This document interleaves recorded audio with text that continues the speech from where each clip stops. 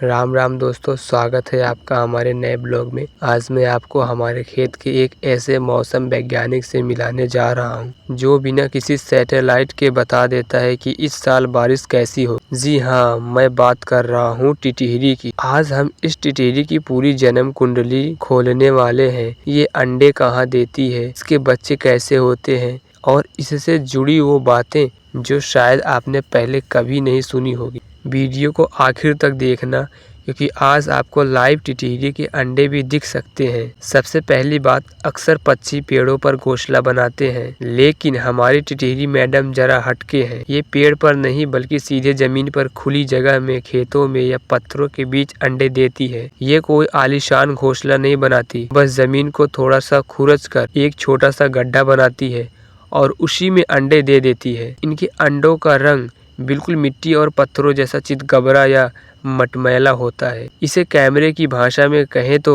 Cornflakes कहते हैं। अगर आप ध्यान से न देखें तो पैर भी पड़ सकता है, पता ही नहीं चलेगा कि यह अंडा है। ये दुश्मनों से अंडों को बचाने की कुदरत की गजब ट्रिक है। अब आते हैं हमारे बुजुर्गों की उस बात पर जिसे आज भी लोग सच मानते हैं। हमारे गांव में कहा जाता है कि अगर टिटहिरी ऊंचे स्थान पर जैसे मेड़ या पत्थर के ऊपर अंडे दे दे तो उस साल भारी बारिश होगी, और अगर वो नीचे या ढलान वाली जगह पर अंडे दें तो सूखा पड़ने के आसार होते हैं, क्योंकि टिटहिरी को पहले ही एहसास हो जाता है कि पानी कहाँ तक भरेगा। है ना कमाल की बात। अमूमन में एक बार 3 से 4 अंडे देती है। अब बात करते हैं इसके बच्चों की। अंडों को सेकने में लगभग 26 से 30 दिन का समय लगता है। नर और मादा मम्मी पापा टिटहिरी दोनों मिलकर अंडों को रखवाली करती है, और जैसे ही अंडों से बच्चे निकलते हैं वो बाकी पक्षियों की तरह घोंसले में भूखे नहीं बैठते। टिटहिरी के बच्चे पैदा होने के कुछ ही घंटों बाद अपनी माँ के पीछे पीछे दौड़ना और खुद खाना ढूंढना शुरू कर देते हैं।